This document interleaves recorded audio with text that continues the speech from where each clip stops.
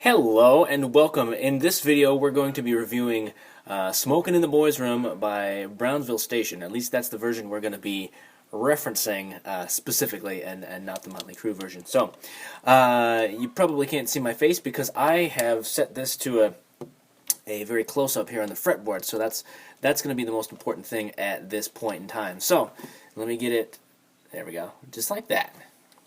So you're able to see the nut, and then the 3rd fret, 4th fret, 5th fret, and then so on. We're not going to go any higher on the neck than here because the whole song revolves around, it's in this portion of the neck. So here we go. So this song is in the key of D. So we make a D chord like this. It's going to look like a partial bar chord. What I'm going to do, I'm going to take my index finger, place it on the 5th fret of the A string, and it sounds like that. Okay? And then I'm going to take my ring finger here, and I'm going to place it, I'm going to bar it across the 7th fret. And that's going to be barred across the D, G, and B strings. So it sounds like those 3 notes. Sounds and looks like those 3 notes, just like that. Okay? Then I place my index finger back. Get that in the shot. So that's a D chord. So the song is based in D, but what we're going to do, we don't need the whole chord, so what we're going to do, we're just going to take away this note, this one right here. We don't need that note, so all we're going to do is we're going to play 3 notes total.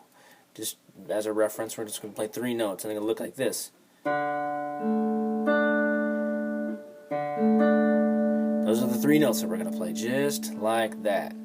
I've got my index finger on the 5th fret, and I've got my ring finger and my pinky on the 7th fret of the G, of the D and G strings. Just like that.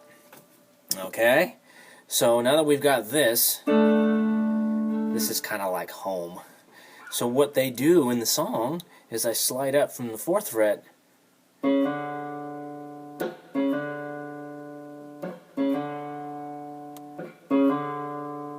but they also add these 2 notes too, like this. Okay? So what we've got so far is this.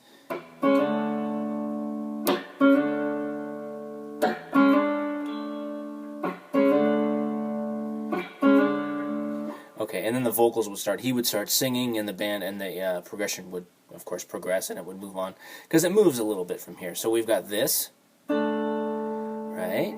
And then we move, the next chord is going to be a B flat, and that's also, it's based on a B flat bar chord, which looks like this.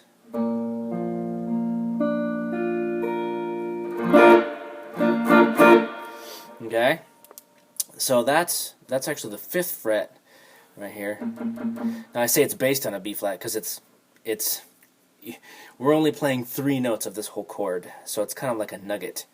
It's just giving you a little bit of it, not the whole thing, just a little bit of it. So that is, I'm on the 6th fret of my low E, right there. As you can see, 6th fret, 1, 2, 3, 4, 5, 6, right here. And then I'm going to take my ring finger and my pinky and place it on the 9th fret. I know it's 9 because this is 7th, 2 more is 9. 9th fret of the A and D strings. That's how they would sound if they were fretted by you. Hopefully you're following along because I'm watching you. No, I'm not. But all we're going to play is those 3 notes out of this whole chord. So here's a whole B flat bar chord, but we're not going to play the whole thing. We're just going to play 3 notes like this. What would be known as the bass notes. So those are the notes we're going to play. However, we're going to slide up, just like they did in the previous example of it. So we're going to go.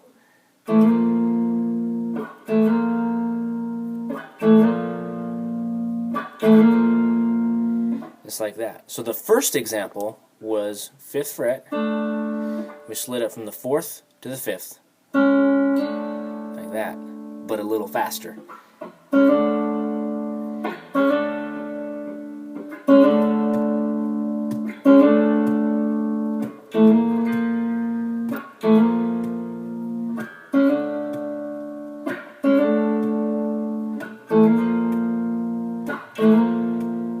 So that's what happens in the first example. And then the next section of this song sounds like this. It kind of goes into a boogie-woogie style of a song. So, and it's a little bit of a large reach, but I accomplish it by doing this. So I got my finger on the 5th fret of my A string. That gives us that note. And then I move my middle finger up here to the 7th fret of the D string. Sounds like that. And I'm alternating between this finger, middle finger, and my pinky. This is what works best for me. Now you can do it with your ring finger, but this is just it. This is one of those things that it doesn't. There's no rules to it. So whatever works best for you, whatever feels most comfortable, and whatever allows you to move back and forth between different positions. So here's what works best for me, and you can experiment with this. Go slow. So it goes into this section right here.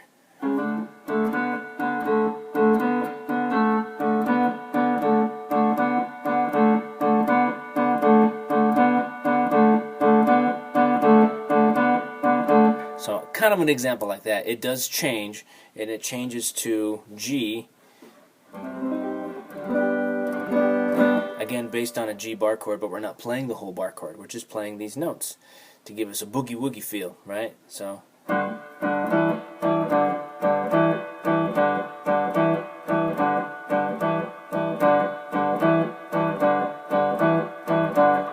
okay, so it moves there. So that was the index finger on the 3rd fret. 1, 2, 3, and my middle finger on the 5th fret of the A, alternating between these two notes. So I'm using my middle finger and my pinky. And then I place my index finger back on the 3rd fret of the low E, right here, and I've got this. It sounds, this is the end result.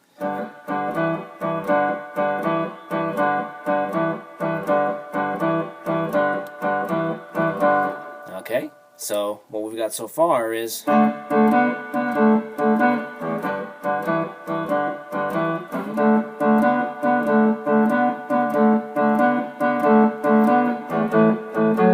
here's where it changes. It changes to A, which is nothing more than what we did here at G, moved up 2 frets. There we go. So the 5th fret of the E, and then so put that all together once again, you get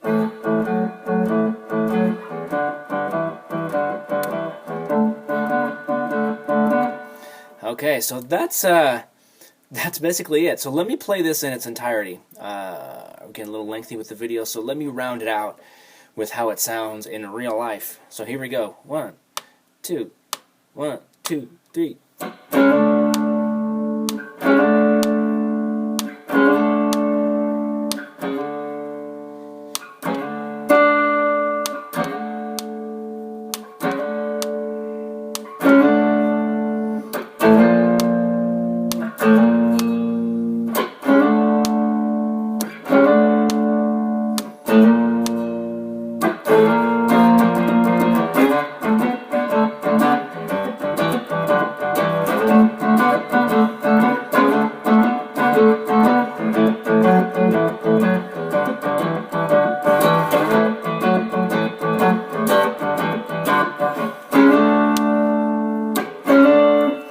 Okay, just as a quick note, it does change pretty quick between the A and the G on the chorus that they play.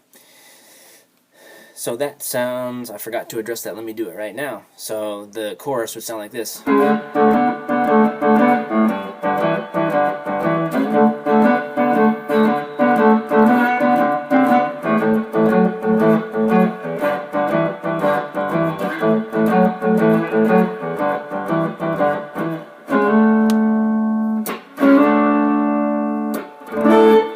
Hopefully you see that it repeated twice, but that is the whole song in its entirety. So I hope that this helped, and hope you have a great day.